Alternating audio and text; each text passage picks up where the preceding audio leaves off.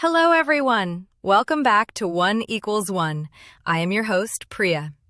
Today, we're peeling back the sticker on the most successful, most criticized, and perhaps most misunderstood political operating system in modern human history: Western liberal democracy.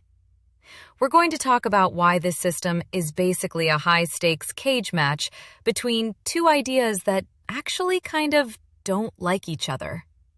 We're going to look at the bugs currently crashing the software, and we're going to challenge the mainstream narrative that this system is a finished monument. First, let's kill the myth that democracy and liberalism are the same thing. They aren't. They're a fusion, and like any fusion, there's friction. Democracy is raw power. It's the majority people ruling. It's the crowd. If 51% of people want to dye the national flag neon pink, democracy says, get the paint. Liberalism is the cage we put that power in. It's not about left-wing politics. It's classical liberalism. It's the part that says, wait, even if 99% of you want to silence that one guy in the corner, you can't. Liberalism is the shield of the individual. It's the part that puts handcuffs on the government and on the majority to protect your right to speak, think, and own things without a bully taking them. Imagine living in a system that is constantly trying to be with the people, while simultaneously being protected from the people. That tension is where the spark of liberty lives. But it's also where the fire of polarization starts. Liberty was never a gift from benevolent leaders. It was forged by people who were tired of kings acting like gods. We talk about the Magna Carta of the year 1215 like it's a dusty scroll. But it was basically a group of fed-up nobles telling King John, "You aren't the law. The law is the law." This was England in the 13th century. Then came the Enlightenment in the 1700s, the Big Bang. John Locke walked onto the scene and dropped a truth bomb. You aren't a subject of a king. You are a person with natural rights to life, liberty, and property. But why did it take two revolutions, the American in 1776 and the French in 1789, to make this real? Because power never gives up without a fight. This system was born in blood and fire to prove one thing: that reason could replace the divine right of a single ruler. So how does the operating system actually run? It's built on 4 pillars. If one cracks, the whole building starts to lean. These pillars are enshrined in the Constitution. Pillar 1, the rule of law. This means the law is the only king in the room. In this system, governmental authority is legitimately exercised only in accordance with written, publicly disclosed laws. If the president breaks the law, an independent judiciary can pull the stop cord. Pillar 2, separation of powers. Montesquieu knew humans were flawed. He said, anyone with power will eventually abuse it. So we split it horizontally into 3 branches: legislative, executive, judicial, and often vertically through federalism, giving power to local governments to keep it away from a central big boss. Pillar 3, civil liberties. This is your shield: speech, assembly, and religion. In a liberal democracy, the media acts as the 4th estate, the watchdog that barks when the government sneaks into the kitchen. Pillar 4, the market economy. This is the fuel.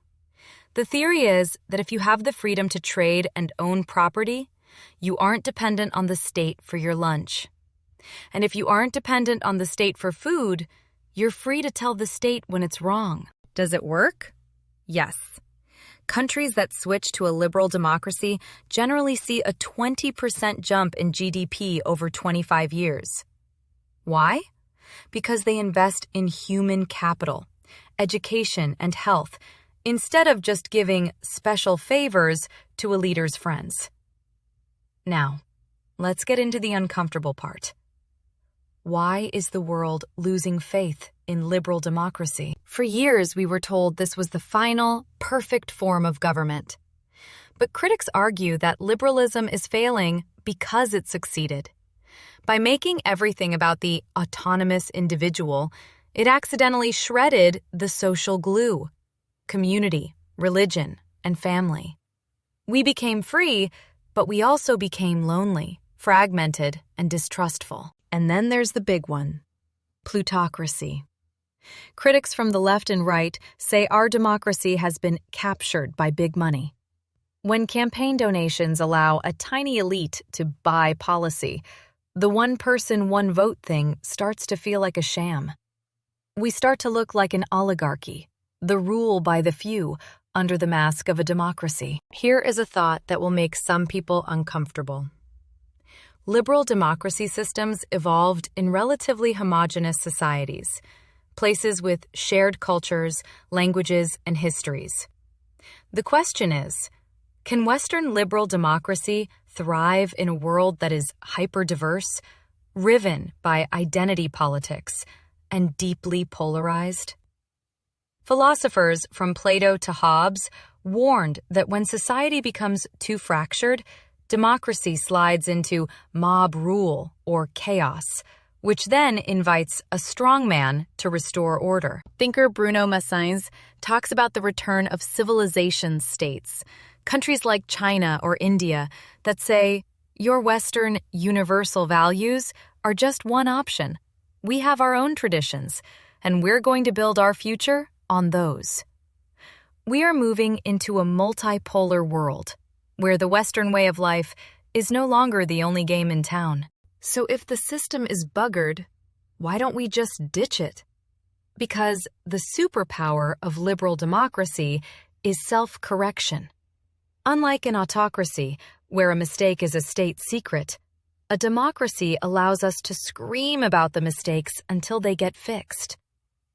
But here's the catch: meaningful participation. Democracy is not a spectator sport. If you don't understand your own interests, if you don't know the facts, and if you can't evaluate an argument critically, the system becomes a sham to you. The developers of this system aren't the politicians in the Capitol. The developer is you. You are the one who has to demand that big money get out of the room. You are the one who has to resist the urge to see your neighbor as an enemy just because they have a different political view. Western liberal democracy is a fragile equilibrium between your freedom and the collective authority of the state. It is an experiment that is still running.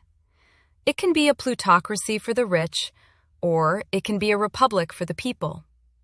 It depends on whether you are an educated user or just a product being sold to the highest bidder. The operating system is lagging. The hardware is hot. But the code?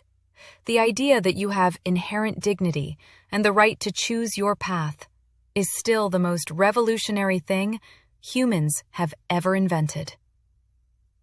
Thanks for listening. Don't just follow the narrative, challenge it. And do subscribe to us here at 1 = 1.